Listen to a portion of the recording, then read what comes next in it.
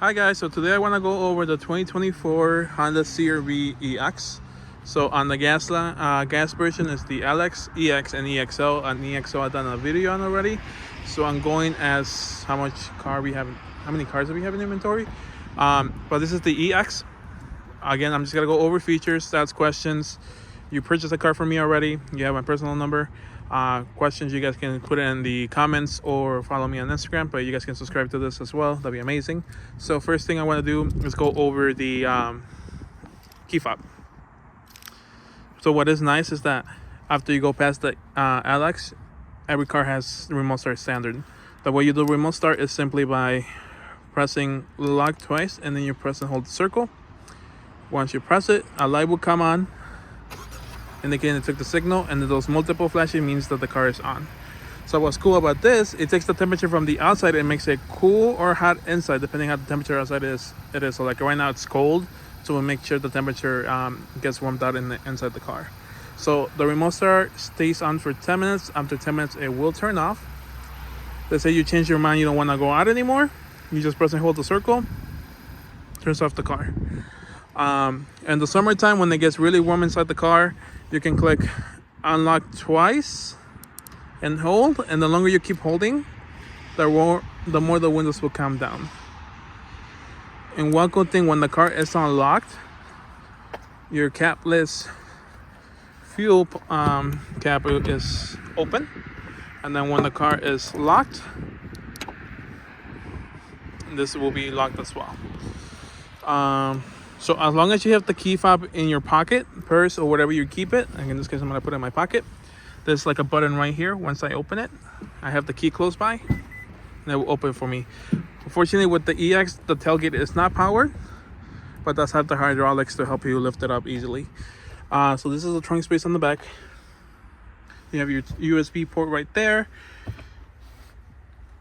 You have all your cargo space back here. And then this is, you can put it down in case you have like boxes, anything you want them to be moving back and forth, or you can actually raise it up. You grab it. This is your two hands, but you grab it and then you put it in the little gaps forward, drop it, and now it's flat. Underneath here, you have your spare tire, everything you need to replace the tire in case it does go flat. And you can also use a storage space, like you can put like a first aid kit right in the middle, or jumper cables, anything just in case something does happen. You know, you always want to be prepared for the worst, just in case. And then you have to bring it down, you just push it down. But here's your reverse camera, and then here's the button I was talking about. And then you have a little button right here on the side, so that's for locking. So you close it, you press the button on the side, on the right, locks the car for you. As long as you have your key fob in your pocket or purse, you can unlock the car by simply put your hand inside the handle. You hear that beeping and the flashing. And there's three little lines right there. You put your finger over it, locks the car for you. So open and then lock. Okay. In case, for whatever reason, the car dies, for any reason, purpose, you still have a way to get inside the car. There's a little key slot right there, right underneath. And your key is in your key fob. There's a little square right here. You press on it, and then you pull the key out, just like that. And there's your key fob.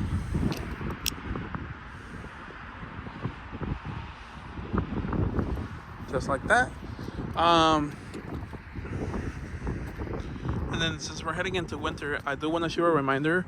If to clear off this of any snow and that triangle right over there.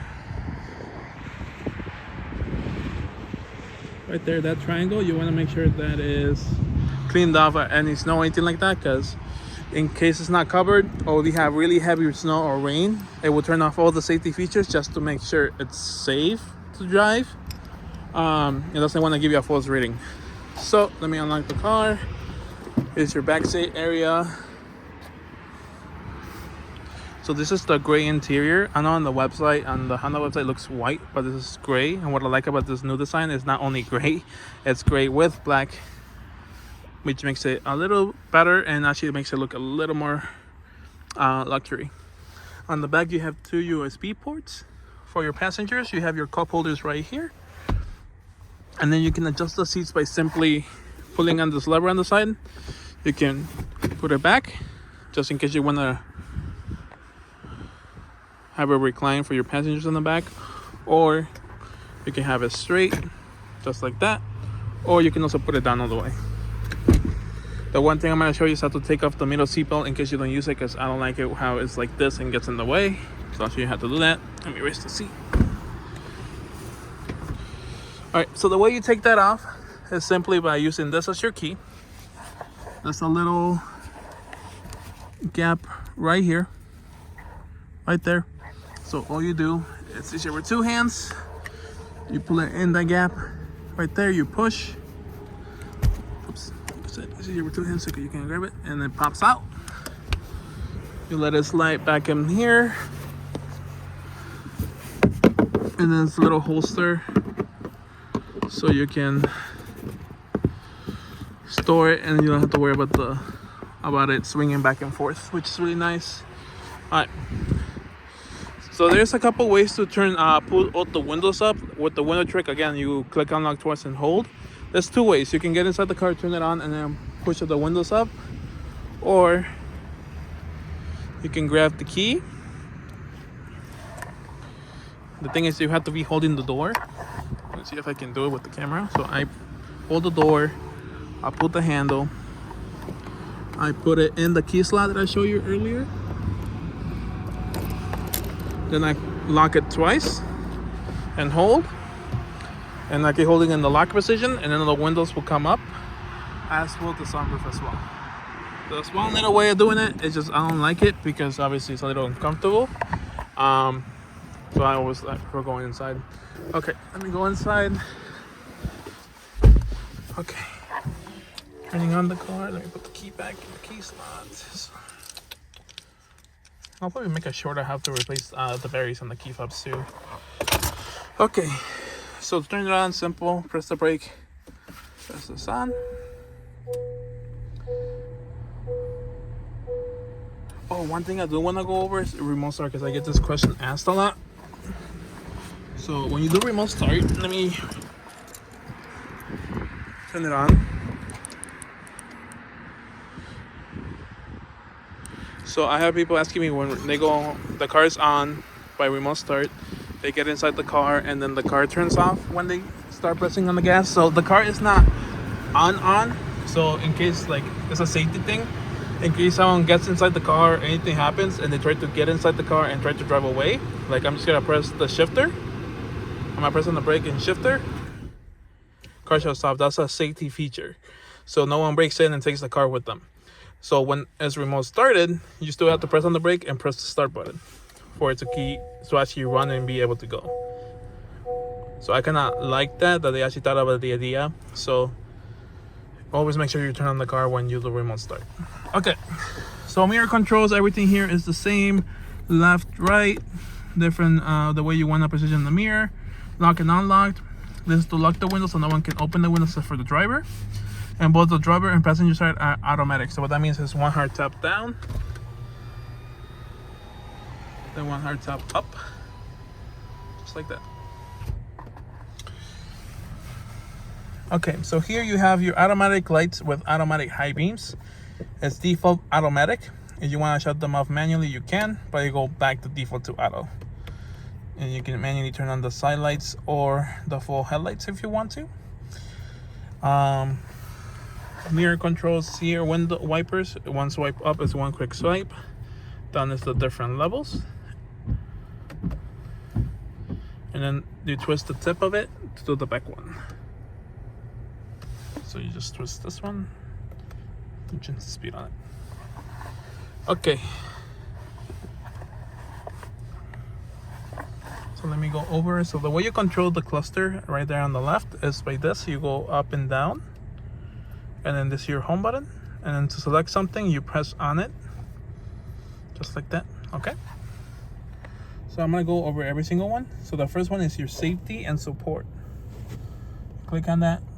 So this is where you turn on and off all your safety features. So you go down is for the lane departure. So when the moment you start leaving the lane, it will start playing with the steering wheel. Then you lane departure. you don't like that, you just press on it, takes it off. Then you can just turn it back on.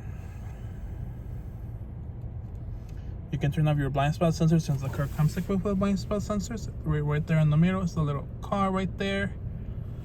That will turn on orange when someone's in your blind spot. If you try to turn it, will start beeping at you. For some whatever reason you don't like that, you can simply turn it off right there. And then this one's the pre-collision system. So in case someone brake checks you, you don't pay attention, the car will warn you to start braking. You don't pay attention to that, the car will brake for you so you won't get into an accident. Honestly, that's the one feature I tell everybody to keep on. Alright, next one is just, you don't want to see anything, you just want to see an RPM gauge and your speedometer, you can. Brightness is where you adjust the brightness. Settings, so this is your vehicle settings. You scroll down, so in case you get the low tire pressure light, you put it the correct air in the tires. This is where you go, you get to TPMS calibration, you click on it, and then you start calibrating, just like that. And then you have to drive the car for like 20 minutes for it to calibrate the tires, the tire pressure of the tires. Keyless entry setup, so when I put my hand inside the handle to door unlock mode, it will only open my door or all doors. I'll leave it in driver door only because everybody has their own personalized settings. Once it takes me back, I just scroll down to take me back to the other settings. So like when I put my hand inside, it will give me a flash and a beeping. I can get rid of the flashing or the beeping if I don't like them. Honestly, I like to keep both of them on, but again, it's up to you. Just simply click on them and you can turn them off or on. Then I go to go down to door setup. So other door lock. So the doors will lock after I hit 10 miles per hour. After I go to a different gear like neutral, reverse, drive, sport, or low mode. Well, I just want to do it manually. I'll tell people to keep it on, give it I'll tell people to do the one with the ignition or when you go through a different gear to start locking the doors. I just don't like it when you have to go to a certain limit. It's just the moment I'm ready to go, it goes. It locks the doors. And then you can do unlock mode. You can wait for the ignition to be turned off to unlock it when you go back to park, or once you turn off, once you open the driver door. Honestly, you can go either or with these two. My recommendation is just going off the ignition, or I mean when you go back to park. So it makes it nice and easy. So I put it in reverse. Doors are locked. I'll go back to park. Doors are unlocked. Simple as that. Because I know I made my destination. Let me go back.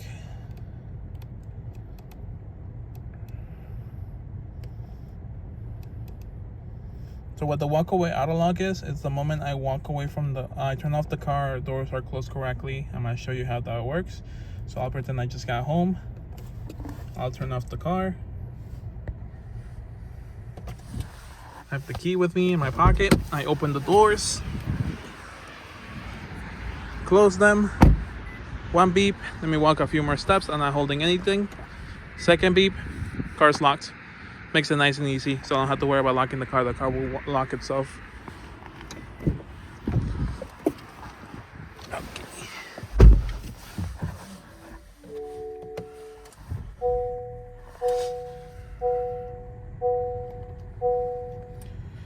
Okay, let's go to the next one. So let's see your settings. Everything else, leave factory. Obviously, you're more than welcome to go and play around with everything else. Gauges is you can customize what you want to see. Like if you don't like the speed and time or seatbelt reminders, you can take them off. Just like this, like the driver attention monitor, you want to see it, you can take it off your menu. So you can customize if you want to. Warnings, I will show you what the warnings are, like when I don't have any. Fuel and range, so it tells you, you can go based on the fuel gauge right there. All you want to see, you have 177 miles of gas before you need another fuel up. Your average fuel A and B. You want to reset, you just click the middle circle and then you click reset. Most people tend to keep it in that one, but again, play around with it, see what you like. Next one, speed and time. So you want to keep track of that, you can. Driver attention. So the car will know how you're driving by the way you're keeping your constant speed, the way you're steering, and the way you're pressing on the gas. 4 bars, you means that's perfect. 3 bars, you're okay. 2 bars, the car will start telling you to take a break. or 1 bar means that the car will not stop annoying you until you should stop and take a break. So the car comes equipped with all-wheel drive. You get to see that the power is being distributed between all 4 wheels. So I put it in drive. The moment I start driving, it will show me what wheels are getting power. And once I keep a constant speed, I get to see how the power is being distributed. Like on my passport, I get to see that most of the time when I'm driving, it goes on the front wheels only, giving it power. Again, this is something cool. This is the screen I keep my car on, but like I said, everyone's different. Super reminder, you get to see who has the seatbelt on, who doesn't. Like in this case, I don't have it on. The moment I put it on, that will turn to green. Just there. So you get to see who has the seatbelt. Maintenance. So Honda recommends to come for an oil change when at 15-20%. If you don't drive the car as much, you will want to come every 6 months. But you see, that's how you can keep track of it. And then we're back to where we started. Yeah, most people is whatever they want to choose them from. So most people just keep it on this one. Okay. All right. So right in the middle with the digital speedometer is, that will also, when you're on the road, it will show you the speed limit sign when you pass by one, which is really nice. I don't know if you guys can see the normal right there. You have different driving modes. There is located right here. So you go up and down. So in this case, I'll go down. You have eco, I will show you right there, and snow mode. So you have different driving modes. You have skip to your next preset, or if you have it CarPlay, skip to your next song. You're using Spotify, iHeartRadio, SiriusXM, volume up, volume down, and then when you press and hold this, Siri will appear once you set up CarPlay. This is where you turn on all your other safety features like cruise control. You'll know it's on because this little emblem will appear in your cluster. Same thing with the lane keeping assist. The lane keeping assist is one of my favorite features because then I have to be driving between 45 to 90 miles per hour. And basically the car will take over and be driving itself. You still have to hold the steering wheel, but it will be driving itself and keeping you centered and doing slight turns for you. So it's really cool. You know it's on because then when you're on the road, 2 lines will appear in between those 2 symbols and then turn green once it takes the lane, which is kind of cool with this new updated system. It picks it up right away. But again, I will always recommend use all the safety features like for a week or 2 just to make sure you like them, and when you don't like, and then start turning off features. So the EX comes equipped with the sunroof. You press back to open it. You want to make it stop, just hit it again, and then forward to close it. It tilts a little to seal the seal, and then you press on it. Oops, and mix the gap for you. Keep this in the middle, so when you open the doors, lights will come on, or when you turn off the car. So this is your entertainment center. So you have your regular phone. You can connect to Bluetooth. You can go through this. You go to the settings and stuff like that. You can use your radio. You have AM and FM. Click it again, FM, and that's how you switch. Doing the presets pretty simple. Like let's use this one for example. On this one, you press and hold, and that's how you make a preset. Media, in case you want to use your USB, you want to use Bluetooth, and then this is where you connect Apple CarPlay by USB right here. So you do have to have a separate cable just for the car to use CarPlay. And you have your volume and then your tuning. So the EX comes with the heated seats. So you have right here, right there.